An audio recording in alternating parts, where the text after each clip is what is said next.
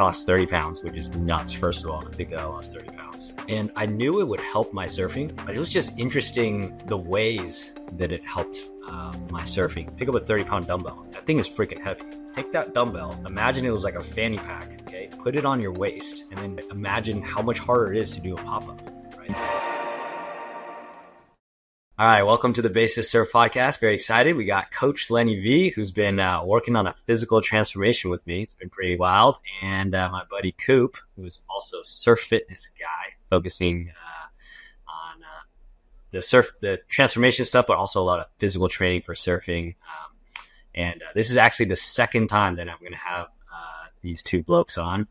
We did a podcast with them, I don't even know, nearly a year ago, but I don't remember. It was one of the earlier podcasts, but it was actually one of my most popular podcasts because we dove deep into physical transformation and how Len helps others out with physical transformations. And the whole reason why I even met these guys is I was surfing in Central America with Coop, and we were just like shooting the shit, having a good time, catching lots of waves, and we just ended up becoming homies. And then next thing we know, I was like, oh wait, you're in the fitness world, and he introduced me to Len, and now I've actually been working with Len. He's been coaching me, helping me transform my body and get in shape. So it's been quite the ride. And so we're just going to have a conversation about my physical transformation, what it's been like, and then hopefully get some good nuggets of gold from Len and from Coop to help all of you if you're trying to also transform your body, because you always want to look good on the beach, and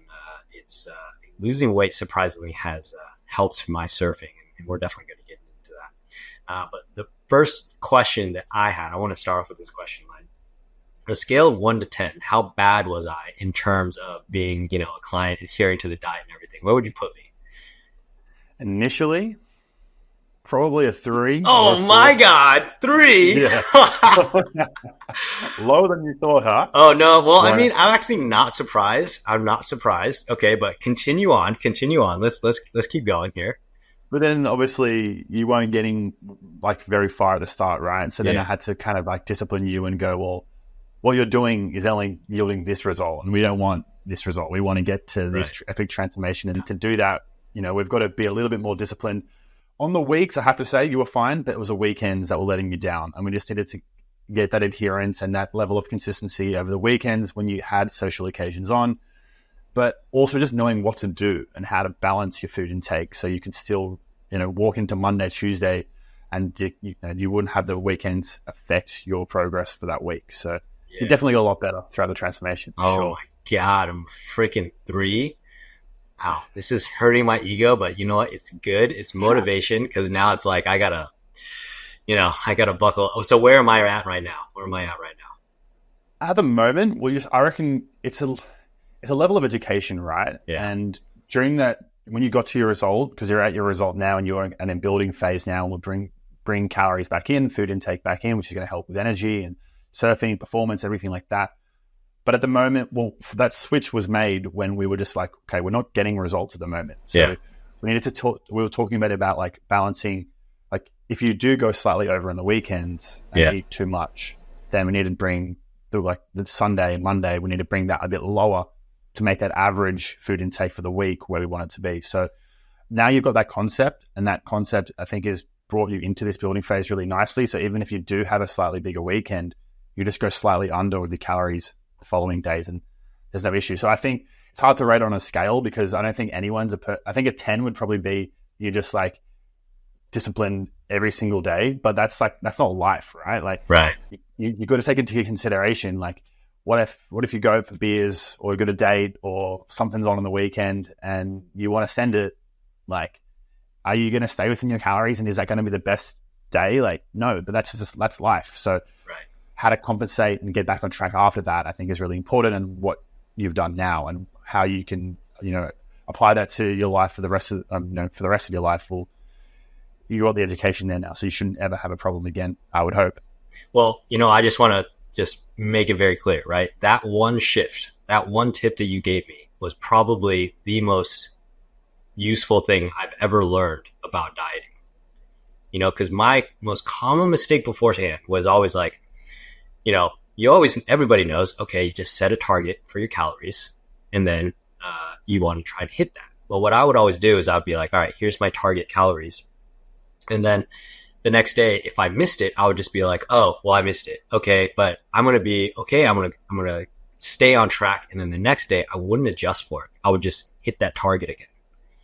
And this would be compounded when I was also lifting and I'm trying to gain muscle, because when I'm trying to gain muscle, I'm like, oh, I need to make sure I get my protein in. And then if I had to get the protein in, I would sometimes end up overeating just to get that protein in, which was something that you also corrected me about, right? Which is, you want to target your calories over the week, right? So if you go over 200 calories one day, then you got to go under calories, 200 calories the next day.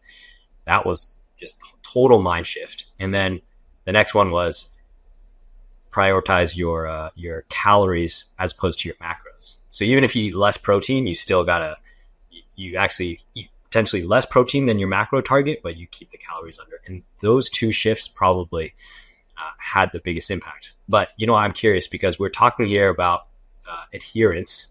Or actually, Len, you were going to chime in and say something. What were you going to say there before? I was going to say, I don't want to play down the importance of protein, because protein is very important, but it's something you want to plan ahead of the day. So if you know you're going to have 10 beers in the evening and that's no protein, that's just calories and carbs, then you want to make sure that you're having a lot of protein before. So you're kind of banking up that protein. So you still are able to hit your protein goal.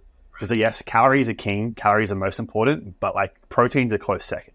Yeah. So I do want to emphasize that, it's still important to hit your protein, but like fats and carbs, they're less important. It's about calories, protein. That's the most important. So just want to reinforce that. Yeah. No, that's very true. And that's one of the shifts that what's really interesting is now that I'm in this lean bulk phase, even though I'm no longer cutting, I'm actually eating like I was when I was on cutting phase in the beginning half of the day. So then I'm just eating getting all my protein in. And then after the evening, then it's like, oh, I have 1,000 extra calories. I can burn that on ice cream and noodles or whatever the heck I want to just be a complete glutton. Right. But then at least I got my base protein out of the way. And then I have this big reserve in case I go out or do whatever, so that's actually been pretty huge. But let me ask you this question. Or let me actually give the people some context, right? Like when we started training together, man, I was going out all the time, lots of social stuff, eating out all the time as well. And that just totally wrecked me. I was just super busy. I was busy with work. I wasn't surfing as much because summertime is super slow. So there's not a lot of waves. Right? Eating out a lot, going out a lot, and it was just super hard. And it was, like Lenny said, it was there's this education process that requires this discipline, and you have to figure that out. And that's why I think that's why I was a 3, is because it took me a while to figure out the system. I'm sure other people could probably do better, but I guess the point is I was bad. So I want whoever is listening to this, if you think you're bad and there's no way you could do it, well, I'm bad. Right. And somehow Len got me in shape. So here we are, right? Here we are. And I'm in good shape now. So I'm feeling pretty psyched about it. So you lost, let's talk about the transformation. And let's just for a second, you lost 30 pounds, right? 30 pounds is a lot of weight. So did you expect that at the start? Is that what you thought you had to lose? No. It's nuts. No. 30 pounds. I didn't think people would be like, you had 30 pounds to lose. And it's actually surprising how much weight fat you carry in your stomach, in your ass, and in your legs. It's super weird actually, how much weight you can lose. And it's funny though, because I have a buddy who's super ripped, very muscular, very ripped. And I remember asking him, hey, how much do you weigh? And he was like, he told me how much he weighed. I was like, really? That's all you weigh? But that's just because he's literally just muscle and bone. And I'm realizing that a lot of people think that they're lean when really they're actually not close to being lean at all. I thought I was okay, but I was nowhere near being actually lean. It's pretty nuts. it was very nuts to lose 30 pounds. It's funny, actually, like me and my buddy were living in Bondi in Sydney, Australia. Obviously, a lot of surfers there. And we were walking down the street, down the boulevard, down the main strip of Bondi. And we're pretty in good shape. This is a few years ago. I probably wasn't in as good shape then. But there's all these surfers walking past with their shirt off. And we're like, fuck. All these guys who don't even train probably are in way better shape than us and like lean wise. And that is because, well, yeah, back then, probably not anymore, but that's because they're way lighter as well. They've got a lot less body fat. If you think you have to lose 5 kilos, it's probably like 10, 15, these guys who you see who are super shredded, they're like 60, 65, 70 kilos, a lot of them. They're not like 90 plus. So if you want to, tone up and lose the love handles, you're going to have to be prepared to lose a little bit more than you probably expect. Hey everyone, my name is Van, and I'm an everyday surfer that's just obsessed with improving. And I wanted to take everything that I've learned, everything that I've struggled with, all the mistakes that I've learned along the way, and share it with you to help you become the best surfer that you can be. And I'm super lucky on this podcast. I get to interview the world's top pros, shapers, coaches, and take you along on my journey as I try to learn, uncover all the gold so you can apply to your own surfing. So hopefully you're going to get some value out of this. And the best way you can support me is just simply by sharing this podcast with whoever else you think may benefit from it. I also have been working really hard for a long time on something that I think is going to help a ton of people. I know that it was a game changer for myself as well. But more to come on that over the next coming months. I'm super excited. Thank you for all the support. And for those of you just joining for the first time, welcome to the Basis community. Super stoked to have you.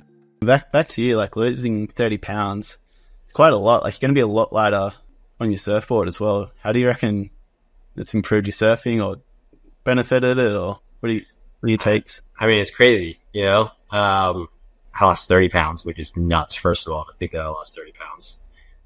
Especially when I didn't even think I had, 30 pounds to lose. And I'm, full disclosure, I'm 41, right? I'm like entering my middle years. I know that there's a lot of people, I'm sure, part of my community that are, my age or even older. And who would have known that I'm like in the best shape of my life at the age of 41? I have the most muscle and I'm the leanest I've ever been. And it's amazing in multiple different ways, right? So obviously it just feels good to be in good shape. It feels good to be strong. It feels good to be lean. It feels good to not have to just like, when you're a little chunky, you're you're in Central America, you're in Indo, wherever, and you have to like wear a freaking t-shirt because you're like scared of showing your belly off. That sucks because you're freaking hot, right? It's like 90 degrees. You're sweating your ass off. Now I'm like, all right, I'm ripping the shirt off. I don't care, because I'm finally lean. It feels amazing to just be able to do that, right? And that can't be understated because being hot in a tropical place is just, annoying as hell. And I'm sure people can relate to that. So there's obviously the aesthetic side of things. And then, but a big part of the reason why I wanted to lose weight was to enhance my surfing as well. And I knew it would help my surfing. But it was just interesting the ways that it helped my surfing because they were multifold. It's multifold in terms of how it affected my surfing. I think the first place that I noticed where it helped my surfing was actually my pop-up. Now, I think I've usually, I never really thought that I struggled too much with my pop-up, but it's only after, and I'm sure there's going to be many of you who are like, I don't struggle with my pop-up, whatever, right? But you always know that there's a couple pop-ups where you're just like a little bit slow to your feet, especially if it's a fast drop, maybe it's a barreling wave or something like that. You're just, your timing's just a little bit off. You just can't manage to get, your feet underneath you. Okay. Or just feels too quick.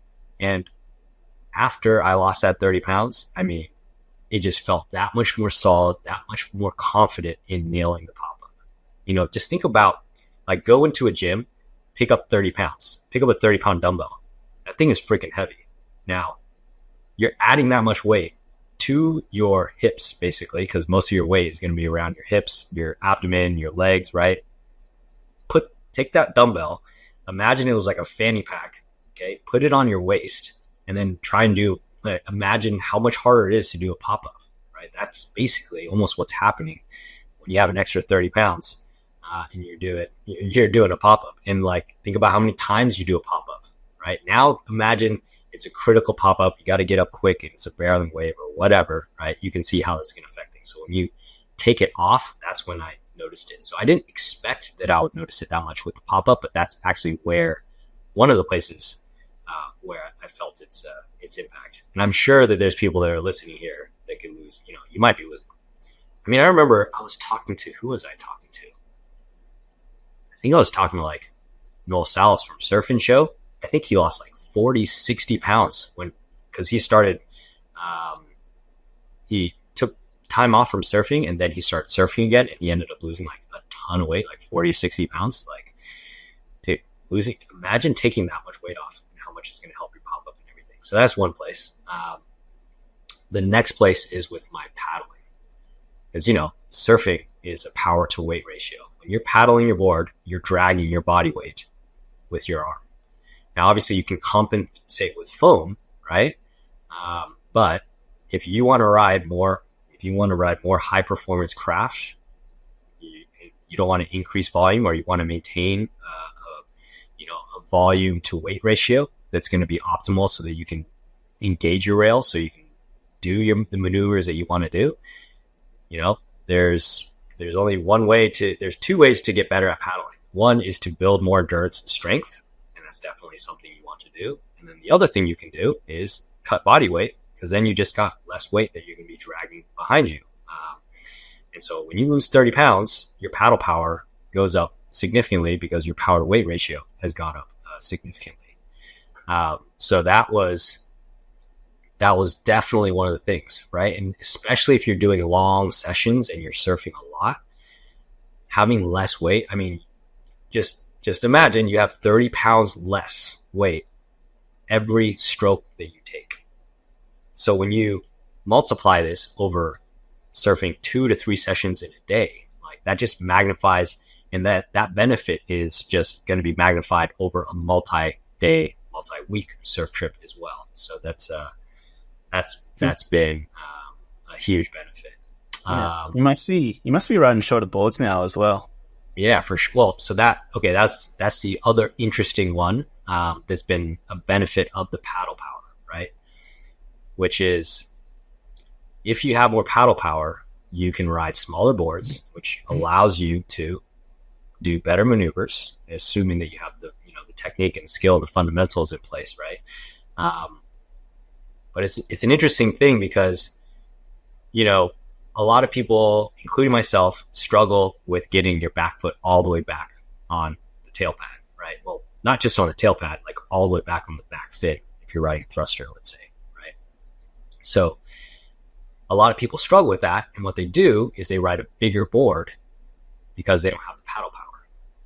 And so what happens, though, when you ride a bigger board is you land further away from having your back foot on the sweet spot. And so then it makes it harder to turn the board. So either you have to retrain your technique, which is what you should do to get your back foot back, or you just start riding a shorter board. But the only way you're going to ride a shorter board is if you have more paddle power. And losing weight is going to be one of the pieces of that equation, right? And so that is definitely one of the other big benefits. I mean, Cooper, you're really into the surf fitness stuff. I know you've gone through, cut a bunch of weight. How much weight did you cut, actually? Well, mine was kind of interesting because I was building muscle at the same time. So kind of like the offset, I lost a couple of kilos, but I was building muscle at such a rate that you didn't actually see it on the graph. So yeah, really it was like a couple of kilos to begin with. And I was just like, I gained 5 kilos in muscle. Just so everybody knows, Coop, you look like Wolverine. That's basically what you look like. And you're looking shredded. So what have you noticed? What have you noticed going through? How has losing all this weight affected your surfing? Not so much losing weight, but just like fitness. Yeah, exactly. Yeah. Well, like the reason I did transformations because last year took overseas and where I bumped into you as well in El Salvador. I was gone overseas for 9 months, and at the start I was surfing a lot, but a lot of it were traveling. I was traveling through Europe with my girlfriend, so it's just like a lot more beers. Wasn't surfing, wasn't exercising. Pretty much just like living, a life that didn't have any fitness involved and I wasn't really looking after my health. And I just got back and I was like, all right, what am I doing? You know, I'm in the fitness world. Like, I've got to walk the talk. And then, yeah, it's just like how much I'm like being able to surf longer as well. And just like the amount of power I can get onto waves. Like, I went from doing 4 pull-ups to now doing 20. And I add like 30 kilos to my pull-ups now as well when I'm doing weighted pull-ups. Like, it's insane. And that just crosses directly over. Like, you're going to be able to paddle stronger when you're paddling for a big set. And, you know, you just need those 1-2 extra paddles and you need to be explosive. You need to have that strength, that fundamental, 5-6 paddles. It's like 5-6 reps doing weighted pull-ups, or that explosiveness as well. Of course, it's going to directly translate. And then I was doing like a bunch of like, just like surf-specific exercises. Like, great one is like single leg RDLs at hip hinge, work on a bit of instability. And I was doing cross-hack squats. Like, you see that classic stance where you got like the one leg bent at the back and the front leg extended. Yeah. And that's just like, there's a whole mobility element to that as well. And you've got to be strong in that as well. You can't just be flexible. You've got to be strong in those end range of motions. So working on that. And then, yeah, I was just like working on like paddle posture as well. Because a lot of people don't realize, but it's not just the lats that you're doing when you're paddling, but you also got to have the right muscles to stabilize it. You know, if you're constantly hunched over from sitting at a desk all day and, you start paddling like that as well, think about what's happening at your shoulder girdle. If your shoulder's in the right position, you've been tearing all those tendons every single stroke. And so it's like, all right, well, we've got to get that shoulder back in its socket, sit it in the right position.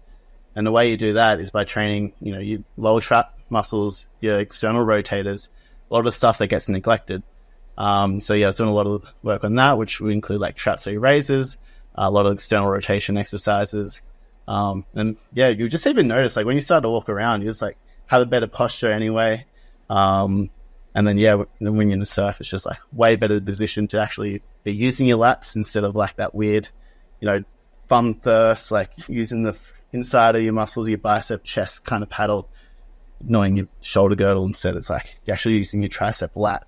You're a much more efficient paddler that way as well. Yeah, totally. And that's the last thing I probably noticed is, a lot of surfing is getting into these really compressed stances and then extending out of them. And when you have that extra weight and you have to compress low, it just makes it that much harder to compress. Like, for example, that side lunge, that Cossack squat that you're talking about, getting super low when you have an extra 30 pounds, whatever, makes it that much harder to press back up, so you definitely feel the weight when when you're doing all these movements, because it's all power to weight ratio. So Len, why don't you just talk high level, like what, how would you describe the program that you put on me? Like, what's an overview of what you did, just so people can understand kind of what you put me through, the hell that you put me through that I had to endure for ages and ages, where I was just like, yeah, on the verge of insanity. No, it wasn't that bad. I mean, it was bad in the beginning, but you get used to it, and then you're just like, this is actually normal life, which is actually one of the cool things about this. But continue, sorry. Van's making it sound way worse than it actually is. You should have asked me the question, how much of a complainer are you out of 10? That would have been like, then you would have had a 10. That is definitely, I'm an overperformer. I'm trying to get 10s on everything, right? Yeah, that's a better way of positioning it. Exactly. So yeah, basically I break the program down into like 3 main areas, and it's obviously training, and it's training specifically for you. It was, Cooper and we talked together on how we're going to make a surf specific program that's going to help with your surfing, and it's going to get you strong in ranges that you need for surfing. So like mobility and, for instance, like the Cossack squat, like getting you into ranges with your legs and into those deep stretches positions. And that depends on how many times a week. So for you, it's like, okay, we're working out what you've got available to you, your requirements in terms of, do you have any injuries? What do we have to work around? Specific exercises that you may or may not have that we can work with. Then nutrition, I like to do it like 30. So everyone has a maintenance point, right? Like what you're eating right now, if you're maintaining weight, you haven't changed weight for a couple months, that's your maintenance point. Now, to lose weight, we just simply need to reduce your food from the maintenance point. So I like to get a 30% deficit. So essentially just reducing your food intake by 30%. Now we get a bit more specific with how we do that and we track it, but essentially that's what we did with Van. So we just got his maintenance point, reduced his calories by 30%. Now, obviously, for the first few weeks, you weren't actually in a 30% deficit because your weekends were bumping you up back to your maintenance point. So it means we're kind of doing this yo-yo thing. But eventually, once we pulled the finger out a little bit, we got rolling. Your effort went from like 3 or 4 out of 10 to 10 out of 10. We were actually able to hit that 30% deficit of calories. And that was the most important thing, to be able to lose the weight. And then I think the biggest reason why a lot of people fail is because they rely on motivation. Like, motivation comes and goes. I get motivated, like the end of the year when the new year starts, like motivation is peak high. But then, March, April, May kind of tapers down a little bit. So that's why it's great to have periods of motivation to get us started doing something, but you need to have something that's going to keep you doing it. And I think that's where we step in. It's basically keep you disciplined, keep you accountable, checking with you every single day. Some people who need it, I'm checking with them every single day to make sure that they're doing the shit that they need to do. So I think that was really important for you, Van. Tell me if I'm wrong, but I think just having me pull you up on your shit if you were not doing it was pretty key. Yeah, no, I agree.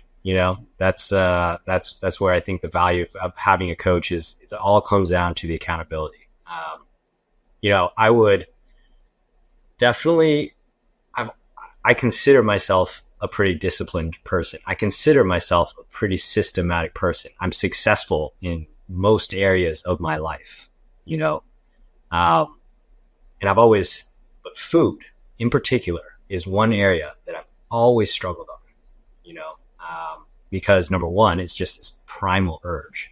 Number two, for me anyway, there's this emotional aspect to it. Food is the way my parents show me love. My mom, when I get home, I haven't seen her, I live in New York. And when I go visit her, she cooks me giant meals and then tells me to eat. And then if she's you're looking too skinny, and then just force feeds me food. That's the way my mom shows love. Right. So that is the one area that I've always struggled with, because there's this psychological, emotional thing. Having somebody call you out on your shit, which is what Len did, was really important. And like I mentioned, I'm not surprised that he gave me a 3 out of 10 in the beginning, because I really was not adhering to it in the beginning. I do recommend, so obviously best case scenario is you work with a coach, because they'll just call you out your shit. And you also have to make a commitment. And that commitment as well has a ton of value, because it forces you, it gives you motivation. But, obviously not everybody can afford to work with Len and Coop, but hopefully you can work with them. And so if you can't, the one piece of advice I would give you is, like Len mentioned, you can't rely on motivation, and you're going to basically fail to the level of your systems. So there's this book, I've talked about it before on the podcast. It's by James Clear. It's about the power of habit. And so much of it is about developing systems so that you stay in adherence to the diet. And that is honestly one of the biggest things that I learned from you, Len, is you taught me the system to use, and that's what was, and then you kept me on the system. That's basically what it was. You taught me the system, and then you kept me on the system. But for those of you, that they can't, work with Len, you still can. Len has given the basics of it. You're going to calculate your BMR, and then you're going to calculate the deficit. And I think in the show notes, well, first of all, you all should listen to that first podcast we did with them, because we talked a little bit more about it. But in the show notes, we'll probably include the same resources we did in that prior one. But it's a calorie calculator, a deficit calculator. Obviously, when you work with Len, you get a bunch of other stuff, but that's the basic framework, right? But I will say I went from being very bad in adhering to the program, overeating all the time. I remember, Len, you were send me pictures of the food that you ate, because you're I don't believe you. That's probably what you were thinking when I was I put the calories in, and you're no, send me a picture. I'm going to estimate the calories for you. That's kind of what you get, right? Because people don't realize a lot of the time, they're this is 800 calories. I'm nah. Yeah. Double that. It's people might think they're doing really well, and even if they're eating clean, and then there'll be a load of calories that they don't account for through oil, through cheeses, that they don't feel like much and they don't taste like much, but they make a big difference. And then when I see photos, when I see my guys that I train like send through photos, and I'm like, well, actually, you see all that, that's going to add up to that. That's going to add up to that. So it's like, I like getting photos from my guys like ASAP, like from the get go.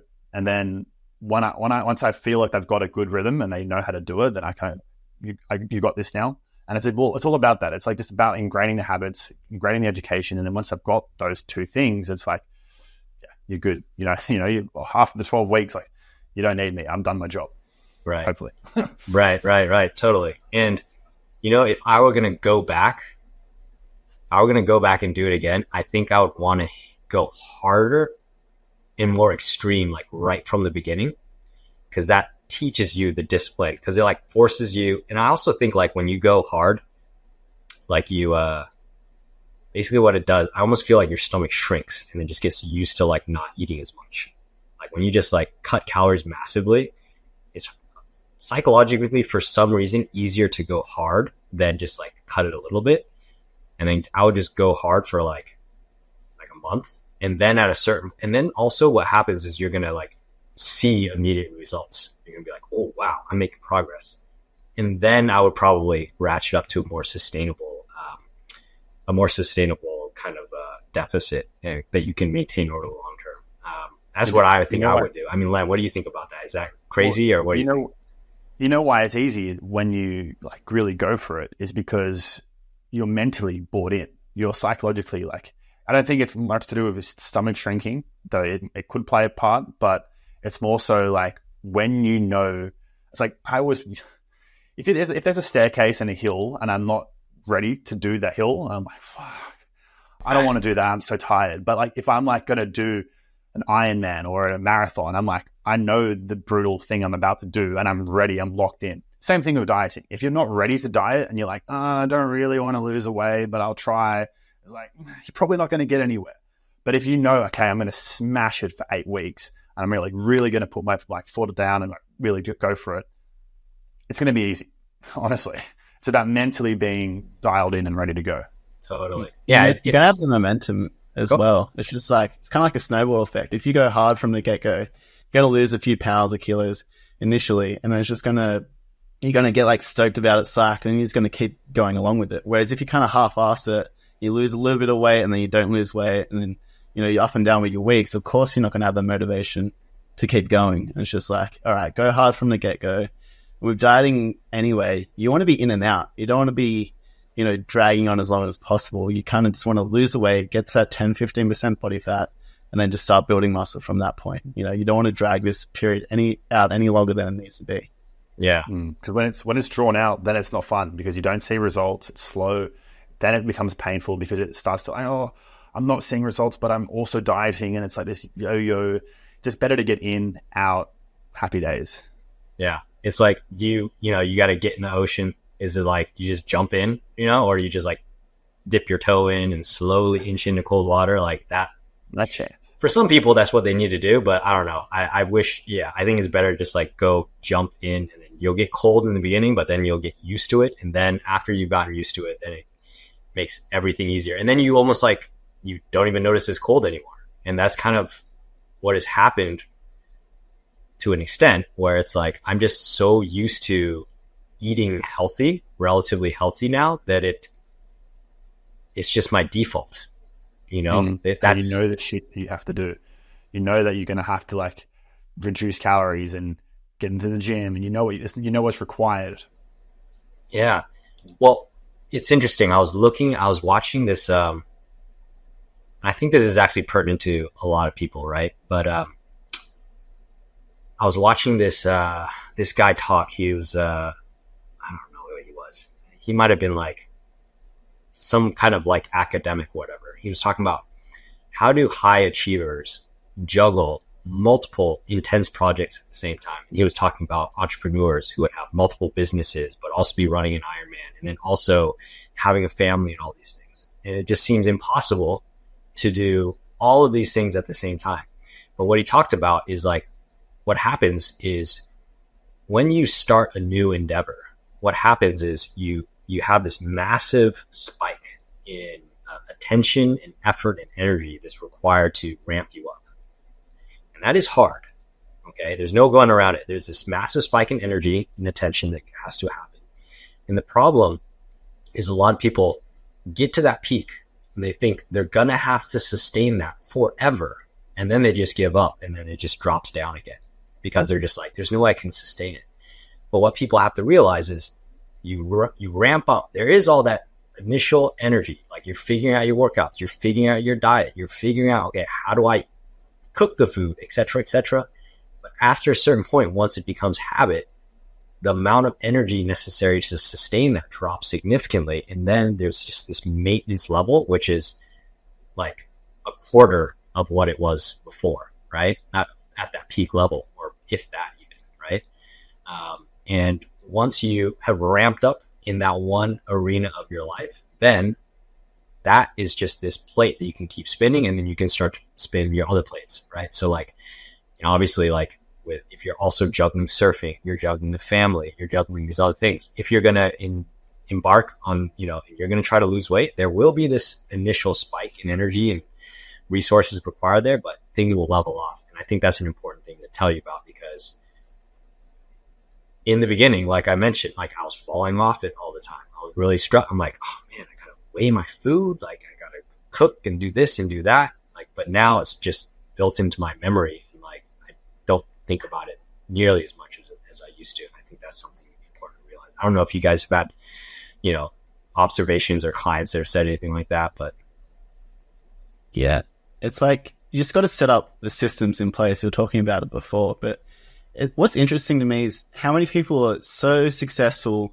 at their job or whatever it is they do, but they're overweight. And it's like, man, if you just put that energy that you have into your job and just put it into fitness for a short period of time, this is why I think 12-week transformations work so well for successful people who are really good at their job, is because they already have that mentality and willpower to be really good at something and that drive.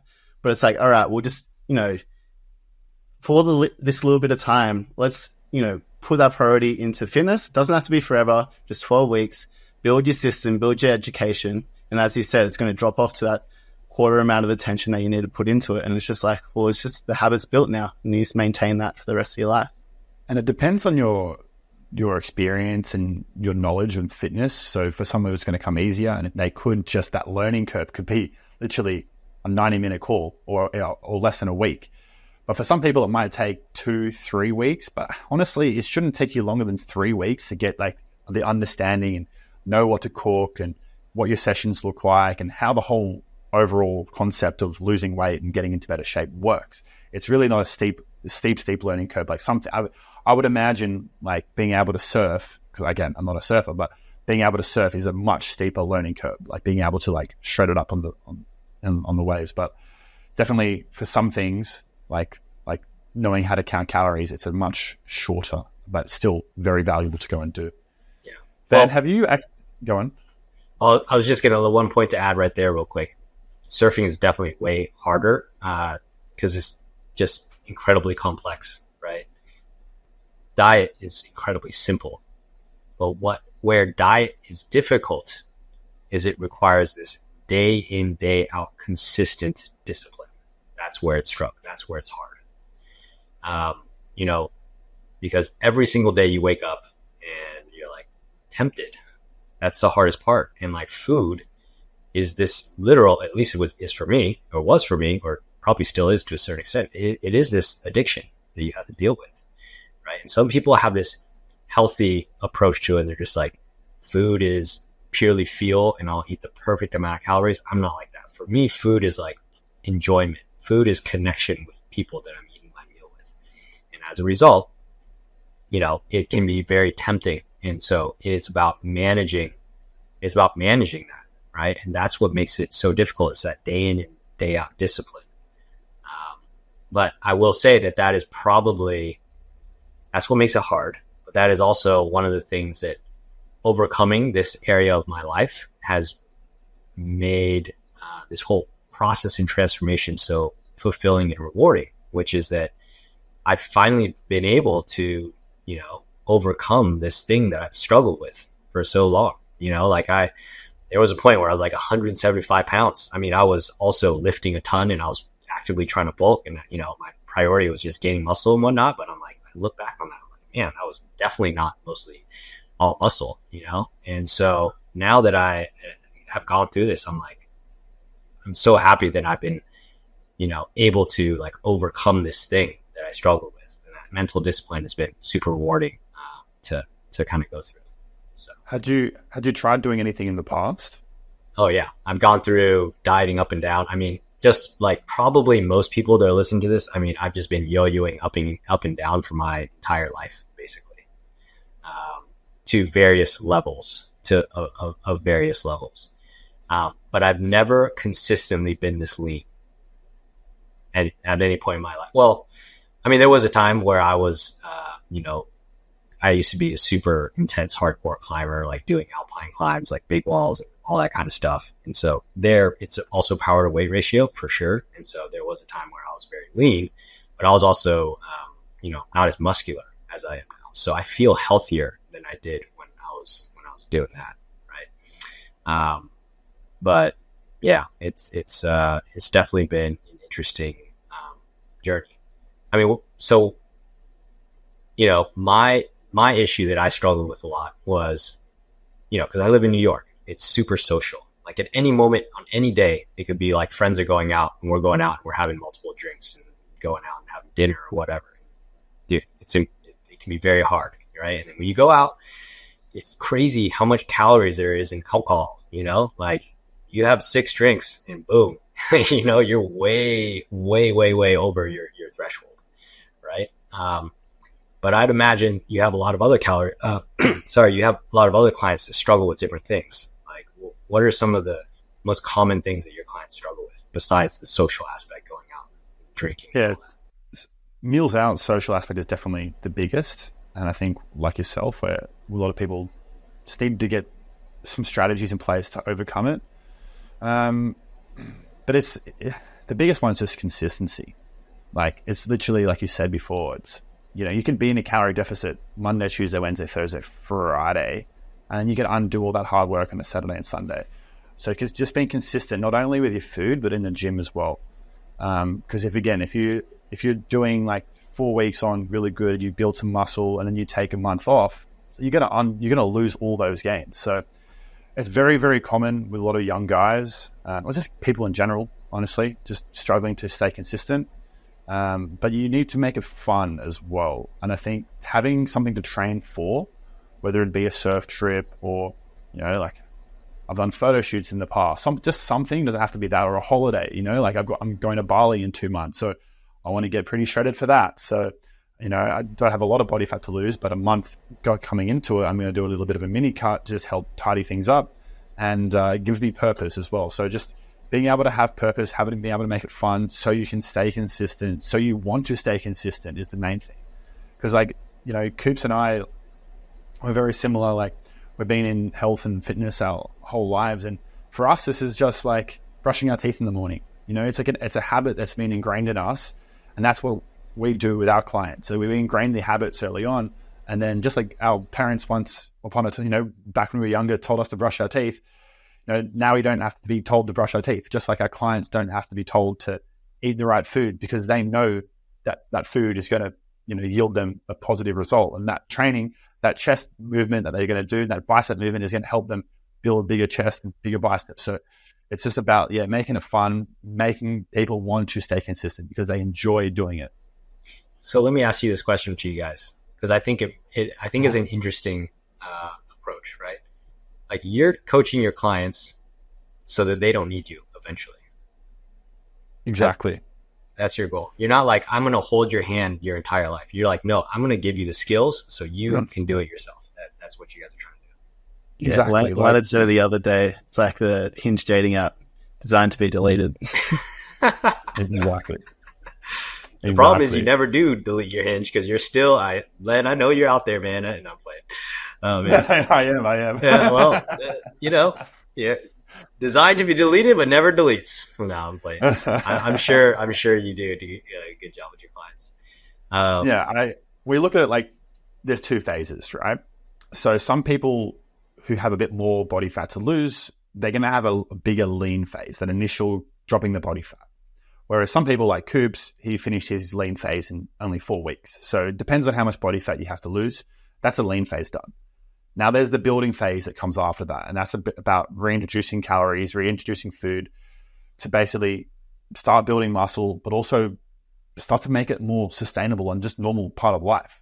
Because a lean phase is well and good, but we want to get in and out of that lean phase as quick as it feels comfortable, as comfortably possible. So when we start the building phase, if someone, so let me put it like this. If someone just did a lean phase and they did 12 weeks, they blasted 12 weeks, and then week 13, they go and do it themselves and they don't know how to start the building phase, they're probably going to go back to where they were. So I'm all about doing the lean phase, and then let's start the building phase. Let's do a month or 2 of the building phase. Let's get those calories back up. And then once the calories are back up, my work is done. You know how to maintain that result now.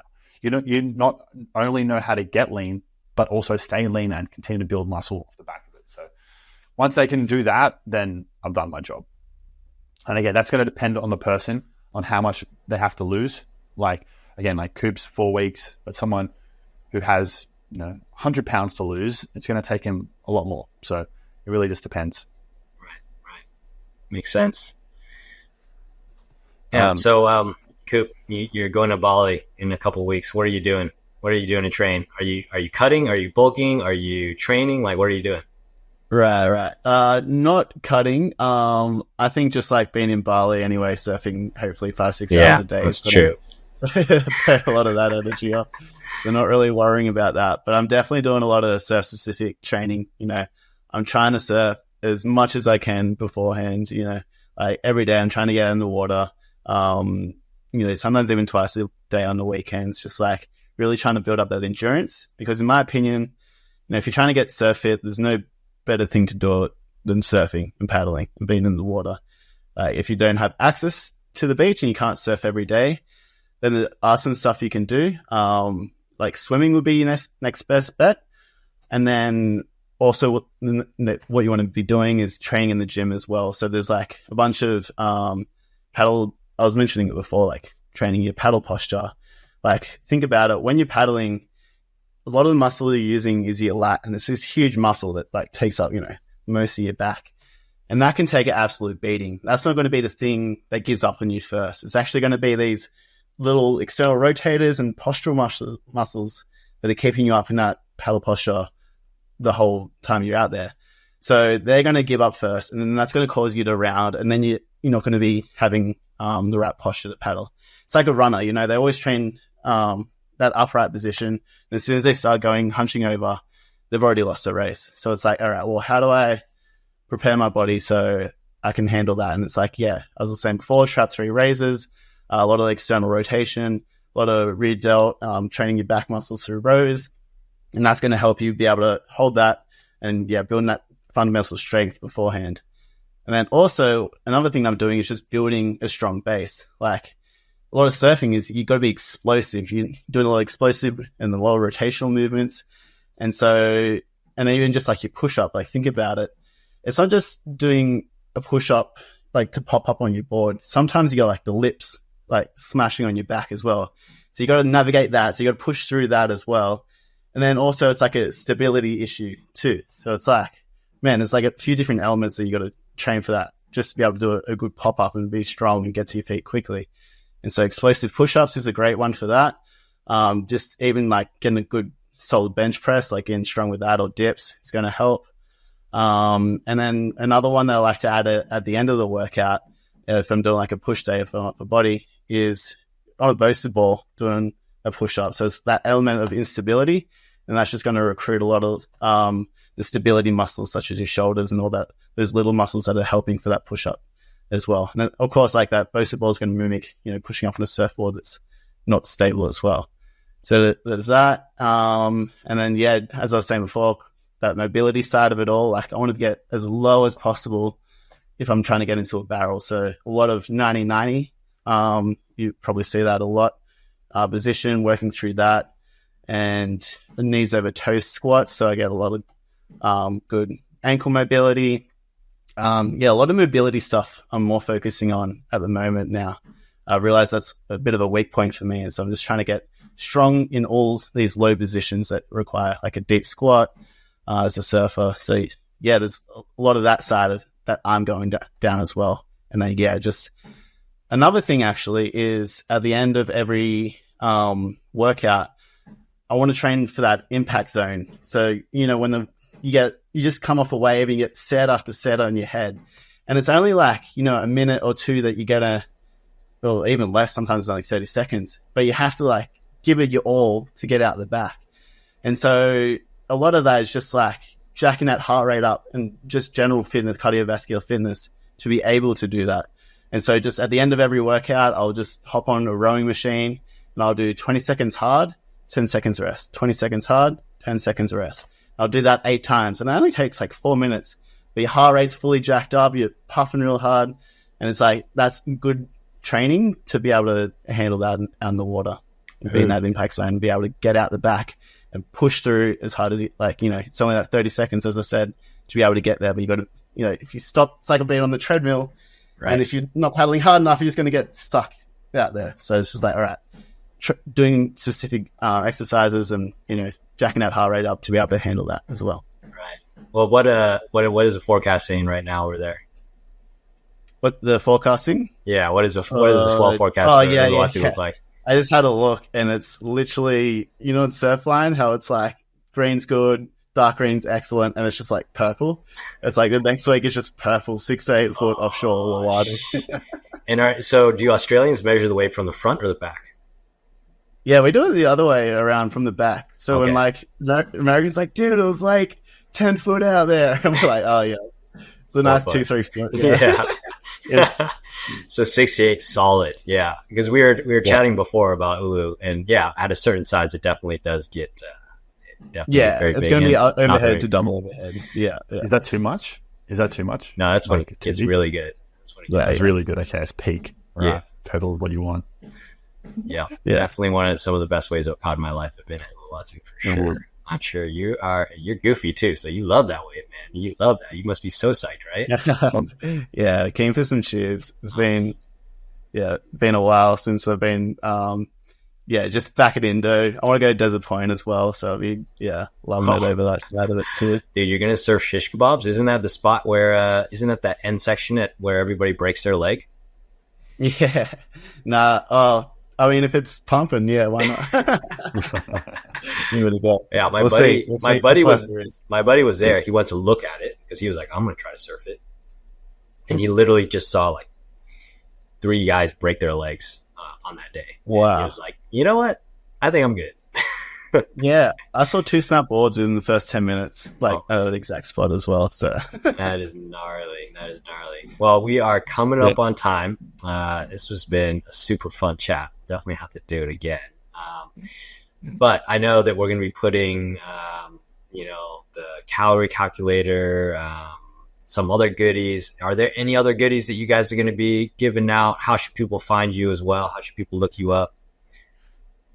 Yep. So to find myself, Coach Lenny V, Instagram. We'll put in the show notes lean bulk masterclass where I go through exactly how to go through a lean phase and then a building phase and what that all entails, how to do a transformation, as well as a meals out strategy guide. So it's something I've been working on to just give you the best bits on how to incorporate meals out with your friends, date nights, whatever, but being able to stay on track with your transformation as well. So I'll put those 2 in the show notes below. Coops? Yeah. For me, surf fitness guy. So it'd be surf_fitness_guy. And that's more so for the surfing side of it all, how to do surf specific exercises, more fitness catered towards, building up your fitness for your surf and just being, good in the water and being paddle fit. And, it's more that side of it all. But also how to look good while you do it. Surfing is literally all just about looking good. Like, why do you want to do a cool turn? Because you just want to look cool. That's really, it's just actually fun. It'd probably be better if there was no one else in the water, but looking good doesn't hurt. So thanks for helping me out and getting me to a spot where I do look good. So team no Rashi. Yeah, exactly. All right, guys. Well, see you later. Cheers, having us. Peace.